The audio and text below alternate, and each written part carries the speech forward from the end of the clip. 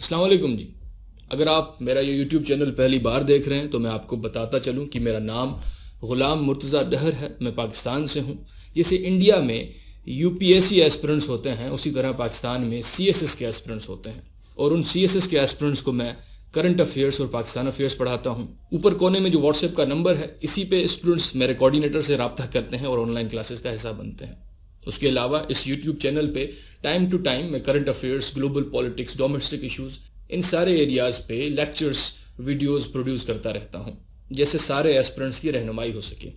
लेकिन आज का वीडियो अलग है। आज का वीडियो टीवीएफ जो एक इंडियन कंटेंट क्रिएटर है, उन्होंने हाल ही में एक वेब सीरीज़ प्रोड्यूस की है एस्पिरेंट्स के टाइटल से, उसी के ऊपर ही बात करेंगे। अब पहला सवाल कि मैं टीवीएफ की वेब सीरीज़ पे क्यों बात कर रहा हूँ। देखें जी, कभी कभार कुछ चीज़ें ऐसी होती हैं जो आपके दिल को छू जाती हैं और आप चाहते हैं कि आप अपने प्यारों तक, आप अपने दोस्तों तक उसको पहुँचाएँ।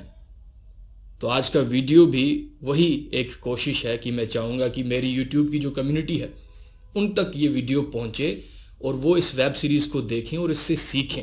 जैसे इंडिया में यूपीएससी एस्पिरेंट्स हैं उसी तरह पाकिस्तान में सीएसएस एस्पिरेंट्स हैं और जो कंटेंट टीवीएफ वालों ने प्रोड्यूस किया है वो बहुत ही रिलेटेबल है। जैसे इंडिया में राजेंद्र नगर टीवी सीरीज़ में बताया गया है एक एरिया है जहाँ पे यूपीएससी के एस्पिरेंट्स आके तैयारी करते हैं। उसी तरह पाकिस्तान में लाहौर और लाहौर में पटियाला हाउस, ये वो जगह है जहाँ पे पूरे पाकिस्तान से सीएसएस के एस्पिरेंट्स जमा होते हैं और एक ही ख्वाब होता है कि सिविल सर्वेंट बनना है, मुल्क की खिदमत करनी है।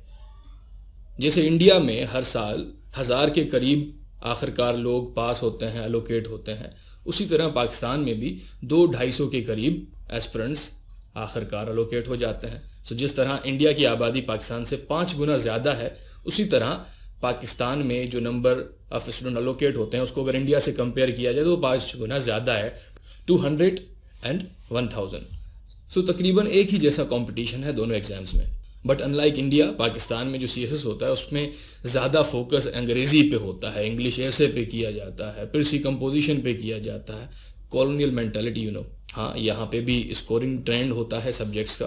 स्टूडेंट्स को बड़ा सोच के ऑप्शनल सब्जेक्ट्स ऑप्ट करने पड़ते हैं। लेकिन एक आपका फ़ायदा है, यूपीएससी में आपके पास 6 अटैम्प्ट हैं लेकिन सीएसएस में सिर्फ 3 अटैम्प्ट होते हैं। अटैम्प्ट्स के अलावा आपके पास, जैसे टीवीएफ सीरीज़ में भी इसको प्रमोट किया गया है, आपके पास ऑन अकेडमी है, ऑनलाइन लर्निंग का एक बड़ा प्लेटफॉर्म। और दूसरी तरफ पाकिस्तान में हमारे पास है nimbliz.com। हाँ, प्लेटफॉर्म नया है लेकिन गोल वही है जो ऑन अकेडमी का है, लोगों के लिए, एस्पिरेंट्स के लिए ऑनलाइन लर्निंग को बेहतर से बेहतर बनाया जाए।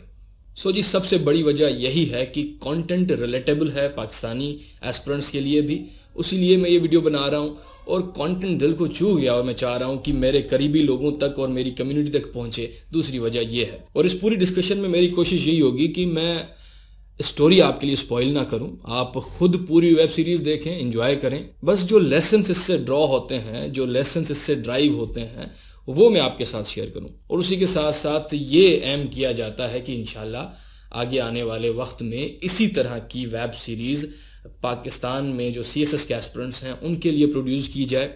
स्टोरी मैंने रेडी कर ली है। अगर आप में से कोई डायरेक्टर, प्रोड्यूसर या जो भी वेब सीरीज़ से ताल्लुक़ रखने वाले लोग हैं वो ये वीडियो देख रहे हैं तो इस नंबर पे रब्ता करें, कोऑर्डिनेटर का नंबर है, और उसे आप बताएं। इंशाल्लाह हम कोलैबोरेट करके इस तरह की वेब सीरीज़ ज़रूर प्रोड्यूस करेंगे अपने एस्पिरेंट्स के लिए भी। मेनली जी, टीवीएफ की इस वेब सीरीज़ से 6 लेसन्स आपको सीखने को मिलते हैं, भले आप सीएसएस के एस्पिरेंट हों या यूपीएससी के एस्पिरेंट हों। लेसन नंबर 1, ऑप्शनल सब्जेक्ट वही चूज़ करो जिसमें आपका अपना इंटरेस्ट हो। भीड़ के साथ मत जाओ, मेमे की लाइन में मत लगो, टॉपर्स ने जो ऑप्ट किया वही आप ऑप्ट करेंगे, ये स्ट्रैटेजी गलत है। वहाँ पे एक एग्जांपल दिया गया है कि ऑप्शनल सब्जेक्ट आपकी गर्लफ्रेंड की तरह होता है और गर्लफ्रेंड आपकी वही होती है जिससे आप मोहब्बत करते हैं, ज़बरदस्ती का रिलेशनशिप नहीं चलता। एस्पिरेंट्स के दिमाग में एक अजीब सा डर होता है कि शायद मैं कोई गलत सब्जेक्ट ना ऑप्ट कर लूँ, और उनसे जब पूछा जाए कि गलत सब्जेक्ट कौन सा होता है, वो कहते हैं कि जो लो स्कोरिंग हो। देखें जी, गलत सब्जेक्ट वो होता है जिसमें आपका इंटरेस्ट ना हो, जिस पे आप किताबें ना पढ़ पाएँ, जिस पे आप रिसर्च ना कर पाएँ, जो बस आपने दूसरों का सुन के ऑप्ट कर लिया, अब आपको मौत आती है किताब खोलते हुए। अब इंडिया में यूपीएससी में तो आपके लिए एक आसानी है कि एक ही ऑप्शनल सब्जेक्ट है, यहाँ पे बड़ा मसला है। पाकिस्तान में सीएसएस में 6 ऑप्शनल सब्जेक्ट हैं, फिर यहाँ पे डिसीजन लेना थोड़ा सा मुश्किल हो जाता है क्योंकि एक गर्लफ्रेंड वाला फॉर्मूला यहाँ पे अप्लाई नहीं हो सकता। छः गर्लफ्रेंड्स तो नहीं हो सकती ना आपकी, ये तो फिर चीटिंग हो जाएगी। यहाँ पे आपने इन 6 सब्जेक्ट्स को अपने बेस्ट फ्रेंड्स की तौर पे समझना है। वो फ्रेंड्स जिनके साथ आप टाइम स्पेंड कर सकें, जिनकी स्टोरीज आप सुन सकें और जो आपको कभी बोर ना करें, जिनकी दोस्ती में आपको इंटरेस्ट हो और जिनकी दोस्ती आपकी शख्सियत को डेवलप करे। सो आपका मेन फोकस यही होना चाहिए ऑप्शनल सब्जेक्ट्स ऑप्ट करते वक्त कि कौन से सब्जेक्ट्स हैं जिनमें आपका इंटरेस्ट है, जिनको पढ़ने में आप कभी बोर नहीं होंगे। फिर एग्जामिनर को जो ट्रेंड बनाना है बनाने दो, आपको आपका दोस्त धोखा नहीं देगा फिर कभी। लेसन नंबर 2, अच्छा टीचर कौन सा होता है, अच्छा मेंटोर कौन सा होता है। अब देखें जी, ये चीज़ ज़रूरी नहीं है कि जो आपका टीचर हो वो एक सिविल सर्वेंट हो। ये एक मिसकंसेप्शन होता है। जो नए एस्पिरेंट होते हैं वो ये समझते हैं कि टीचर को हमेशा ही उस फेज़ से गुजरना ज़रूरी होता है जिससे हम गुजर रहे हैं। अगर वो गुजर के फेल हो गया है तो फिर आप उसको टीचर ही नहीं मानते। आप कहते हैं कि जो खुद पास नहीं हुआ वो हमें क्या पढ़ाएगा। और इसी मिथ को, इसी मिसकंसेप्शन को इस वेब सीरीज़ ने बस्ट किया है। अच्छा टीचर वो होता है जिसकी सब्जेक्ट के ऊपर कमांड हो, जिसका अच्छा तजर्बा हो। आपने देखा होगा कि कभी कभार कोई एवरेज प्लेयर जब वो रिटायर होता है तो वो मुल्क का बेस्ट कोच बनता है। इससे ये साबित होता है कुछ लोग सिखाते बहुत अच्छा हैं, भले उनकी परफॉर्मेंस वैसी ना हो। सो अगर कोई टीचर इस सारे प्रोसेस से 3-4 बार गुजरा है, पाकिस्तान में तो 3 अटैम्प्ट होते हैं, तो उस टीचर को ये पता होगा कि कौन से मेथड्स वर्क नहीं करते, व्हाट टू अवॉइड। और उस टीचर ने अपने तजर्बे से ये भी सीखा है कि कौन सी चीज़ें काम करती हैं, कौन सी स्ट्रैटेजी कारगर है। और ये ज़रूरी नहीं है कि हमेशा एक जो टॉपर है उसकी स्ट्रैटेजी आपके लिए भी काम करे, क्योंकि उसकी स्ट्रैटेजी में उसकी अपनी स्ट्रेंथ्स इन्वॉल्व हैं, उसकी अपनी स्किल्स इन्वॉल्व हैं। आप एक अलग इंडिविजुअल हैं, आपने अपनी स्ट्रैटेजी बनानी है। और देखें जी, ये ज़रूरी नहीं है कि एक सिविल सर्वेंट अच्छा उस्ताद हो, और अच्छा उस्ताद आप तभी हों जब आप सिविल सर्वेंट हों। बहुत से सिविल सर्वेंट ऐसे होते हैं जो अपनी बात को एज ए टीचर कन्वे नहीं कर सकते आपकी लेवल पे आगे। और बहुत से टीचर ऐसे होते हैं, अगर उनको थोड़ी सी भी बात पता है तो वो आपके दिमाग में वो थोड़ी सी बात भी पहुंचा पाएंगे। सो एक टीचर का काम ये होता है कि वो आप तक चीज़ें कम्युनिकेट कर पाए, गाइडेंस जो उसे अपने तजर्बे से मिली है वो आप तक पहुंचा पाए। लेसन नंबर 3, आपकी अप्रोच हमेशा सॉल्यूशन ओरिएंटेड होनी चाहिए। हाँ, आप प्रॉब्लम को आइडेंटिफाई करें, ये भी आपकी स्किल होनी चाहिए, लेकिन प्रॉब्लम्स को आइडेंटिफाई करने के साथ साथ आपने खुद से उनके सॉल्यूशंस भी तलाश करने हैं। रिसर्च करके तलाश करें या अपना दिमाग इस्तेमाल करके अपने से कोई सॉल्यूशन सजेस्ट करें।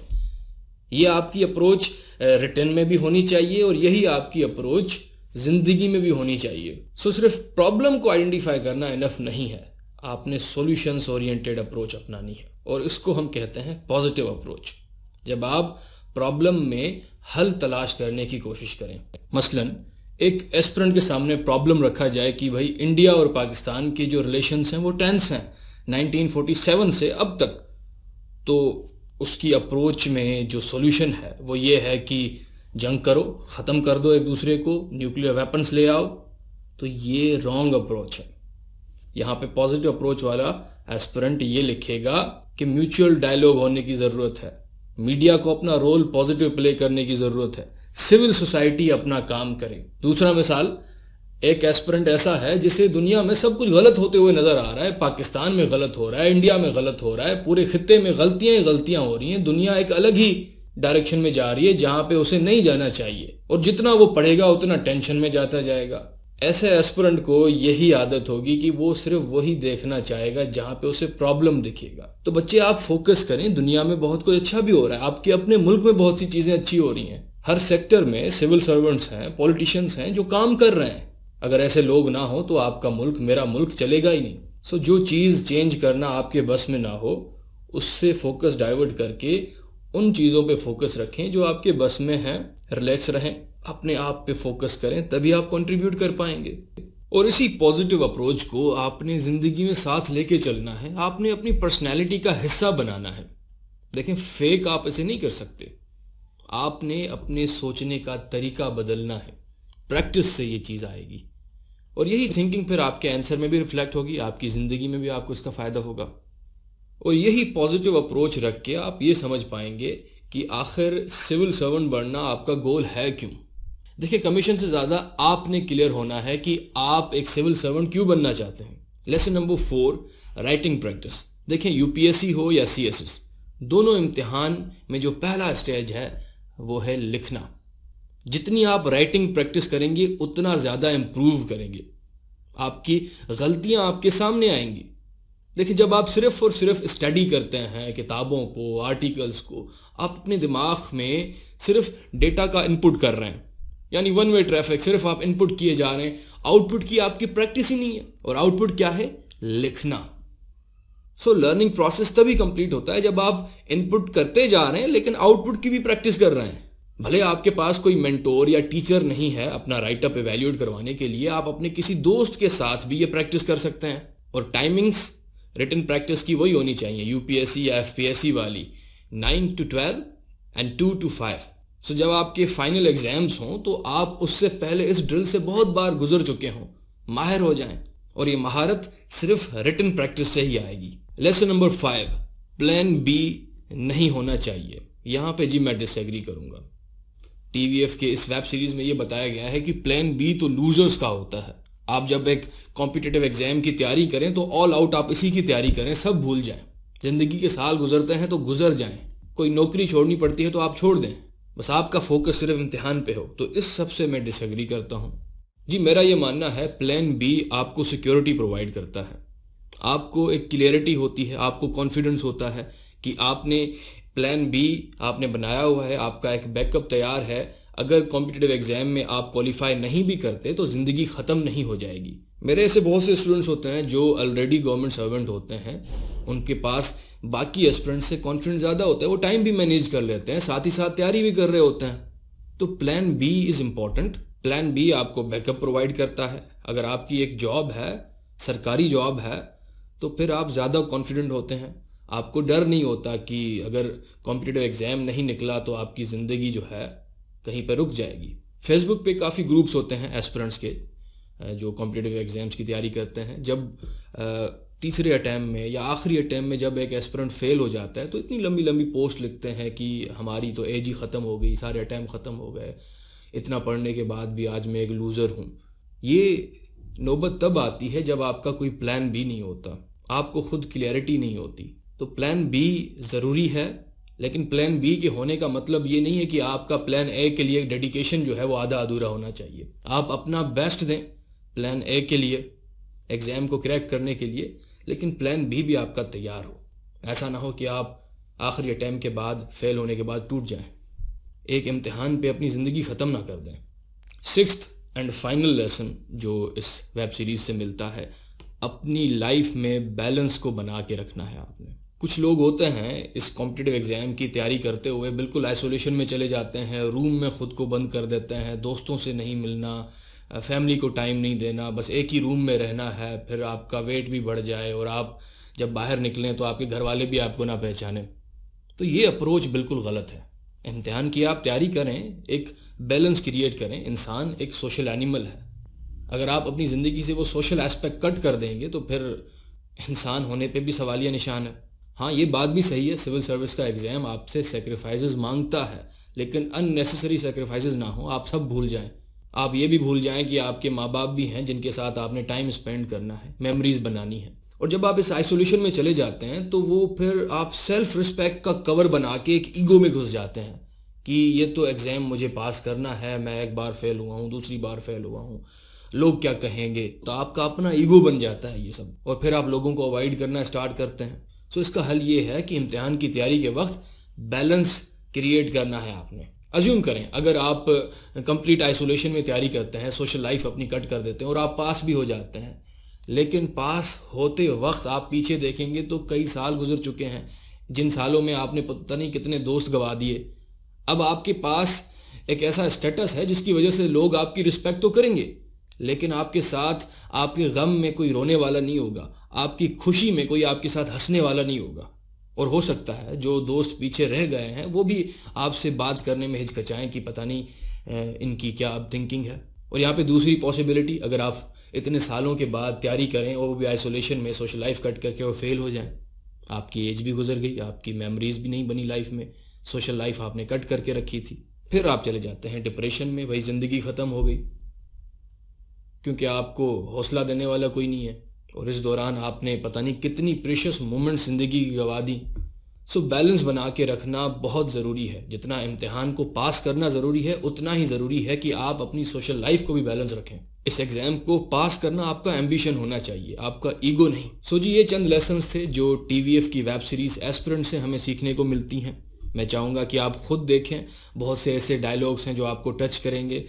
साउंड ट्रैक भी बहुत अच्छा है, शायरी बहुत अच्छी यूज़ की गई है, मोटिवेट करेगी। पूरी जो जर्नी है 5 एपिसोड्स में, आप उन कैरेक्टर्स के साथ जुड़ जाएंगे और कनेक्ट करेंगे खुद को उनकी स्टोरी के साथ, और आपको लगेगा कि उन 4-5 एपिसोड्स में आपने एक नई लाइफ जी ली है उनके साथ, उन कैरेक्टर्स के साथ। सो यहीं पे हमारा वीडियो कंक्लूड होता है। मिलते हैं फ्यूचर वीडियोज़ में जो रेगुलर इस चैनल के वीडियोज़ होते हैं। अपना ख्याल रखें। अल्लाह हाफ़िज़।